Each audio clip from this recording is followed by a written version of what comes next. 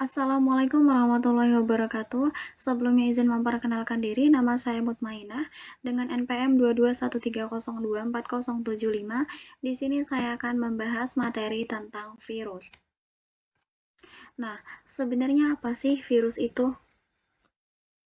Mungkin mendengar kata virus, teman-teman ini udah gak asing lagi nih dengan kata virus karena yang mana pada tahun 2019 di kota Cina, tepatnya di kota Wuhan, yang pada saat waktu itu diserang oleh virus jenis baru yang diketahui adalah SARS-CoV-2 yang menyebabkan COVID-19, yang mana penyakit ini menyebar melalui penyebaran dari manusia satu ke manusia yang lainnya. Nah, dari kejadian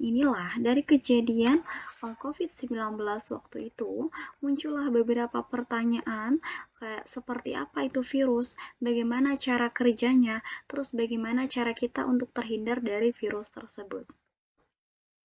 Nah, mungkin kalian juga sudah mencari berbagai informasi tentang virus ini. Nah, adakah sih hal yang harus kita ketahui tentang virus ini? Nah, untuk itu, yuk simak terus video ini ya, karena kita akan membahas tentang virus. Nah, virus ini juga memiliki ciri-ciri. Nah, tapi berbeda dengan makhluk lainnya, virus ini memiliki sifat hidup dan memiliki sifat mati. Nah, kenapa virus dikatakan sebagai sifat hidup?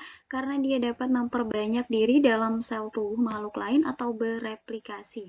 Yang kedua, dia memiliki asam nukleat yang ada pada rDNA atau RNA.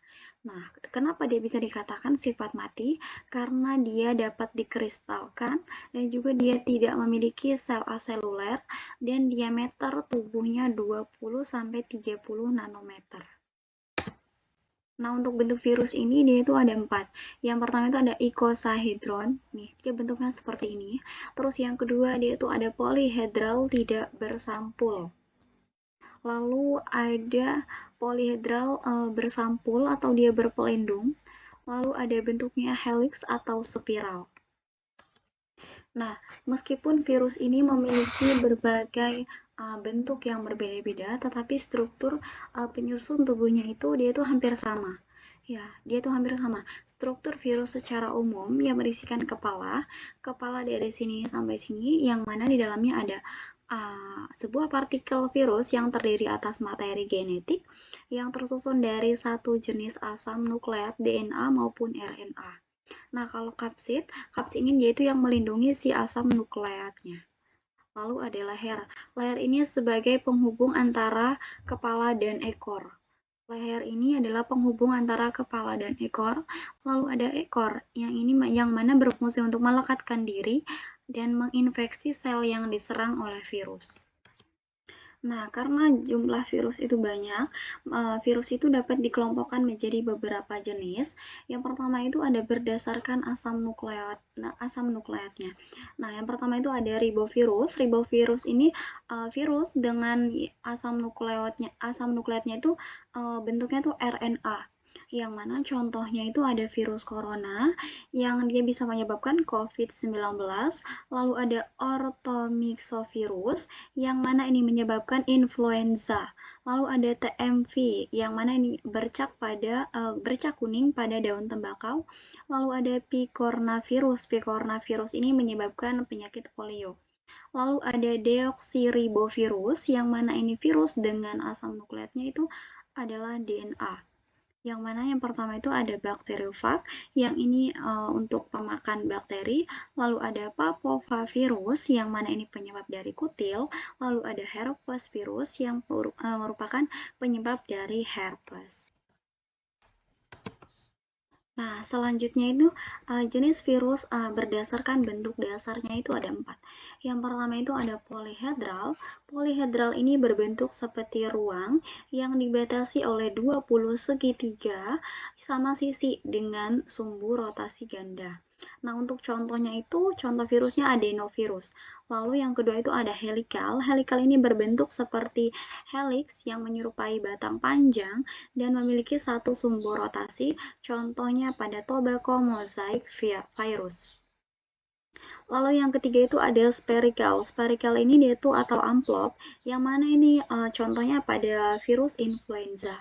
Lalu ada bentuknya yang kompleks. Nah, contohnya itu pada bakteri, pada bakteriofag. Selanjutnya, jenis-jenis virus berdasarkan sel inangnya. Berdasarkan sel inangnya, misalnya ini virus hepatitis yang menyerang pada manusia, lalu ada virus paramyxovirus yang menyerang pada hewan, lalu ada TMV yang menyerang pada tumbuhan, lalu ada bakteriofag yang menyerang pada bakteri. Nah, sekarang teman-teman sudah tahu kan apa virus berdasarkan dari jenisnya. Selanjutnya ini virus, kan virus itu dia tuh selalu bagaimana sih proses perkembangbiakan virus. Nah, proses virus itu berkembang biak itu dengan cara dia itu bereplikasi. Nah, untuk bereplikasi ini, virus itu harus berada di tubuh inang yang cocok untuk memperbanyak dirinya. Nah, replikasi pada virus ini dapat terjadi melalui dua mekanisme. Yang pertama itu ada daur litik, yang kedua ada daur lisogenik. Nah, untuk daur litik ini sel inang mati dan terbentuk partikel baru. Lalu kalau yang daur lisogenik, sel inang hanya mengandung profag, bisa membelah dan tidak mati serta terbentuk partikel baru. Nah, untuk tahapan dari daur litik ini sendiri, yang pertama itu dia itu ada absorpsi, ya, yang mana ini melekatnya ekor virus pada dinding sel bakteri. Yang kedua ada penetrasi, yang mana ini masuknya asam nukleat virus ke sel bakteri melalui ujung serabut ekor virus. Nah, ini yang nomor 2. Lalu yang nomor 3 ini virus mengambil alih perlengkapan metabolik sel bakteri. Bisa dilihat pada gambar ya. Lalu yang keempat itu ada pembentukan. Nah, ini terbentuknya bagian-bagian tubuh virus baru. Terus yang kelima ini ada lisis atau perakitan atau bisa disebut dengan pelepasan juga. Nah, ini terbentuknya virus bakteriofag yang sudah lengkap. Dia sudah lengkap nih terbentuknya di sini. Lalu setelah itu dia itu lisis, terjadinya lisis, yang mana ini pecahnya sel bakteri yang mengeluarkan virus-virus baru. Nah, jadi sudah pecah, jadi dia dikeluarkan dari virus-virus baru lagi.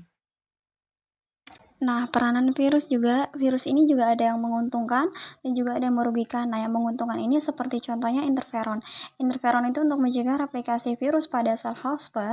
Yang kedua itu ada vaksin yang berfungsi untuk membentuk sistem kekebalan tubuh. Yang ketiga ada profag yang berfungsi untuk mengubah fenotip bakteri sehingga bermanfaat dalam bidang kedokteran. Yang keempat ada peta kromosom yang mana ini berfungsi pada bakteriofag untuk mengidentifikasi penyebab penyakit. Nah, kalau yang untuk virus yang merugikan seperti contoh rhabdovirus yang menyebabkan rabies atau penyakit gila anjing. Yang kedua ada varicella zoster yang menyebabkan cacar air. Yang ketiga ada human immunodeficiency yang menyebabkan AIDS. Yang keempat ada paramyxovirus yang menyerang saraf ternak unggas. Yang terakhir ada tobacco mosaic virus untuk menyerang tanaman bakau. Nah, kita sudah membahas tentang jenis-jenisnya, kita juga sudah membahas tentang perkembangbiakannya. Nah, sebenarnya untuk mencegah virus ini apa sih? Nah, untuk mencegah virus ini yang pertama itu ada kita tuh melakukan vaksin, ya, melakukan vaksin agar kita terhindar dari virus. Lalu yang kedua itu pola hidup sehat. Kita tuh harus rajin dari pola makan, dari olahraga yang teratur. Pokoknya kita harus melaksanakan pola hidup sehat. Lalu yang kedua itu tidak melakukan kontak cairan. Tidak melakukan kontak cairan ini dalam artian kita tidak melakukan berkontak langsung, misalnya kita sama orang manusia yang lain sedang berpenyakit atau siapa tahu dia membawa penyakit virus nanti bisa tertular sama kita. Lalu kita itu untuk menghindari berkontak langsung dengan hewan gitu. Mungkin sekian yang dapat saya sampaikan, kurang lebihnya saya mohon maaf. Saya akhiri, wassalamualaikum warahmatullahi wabarakatuh.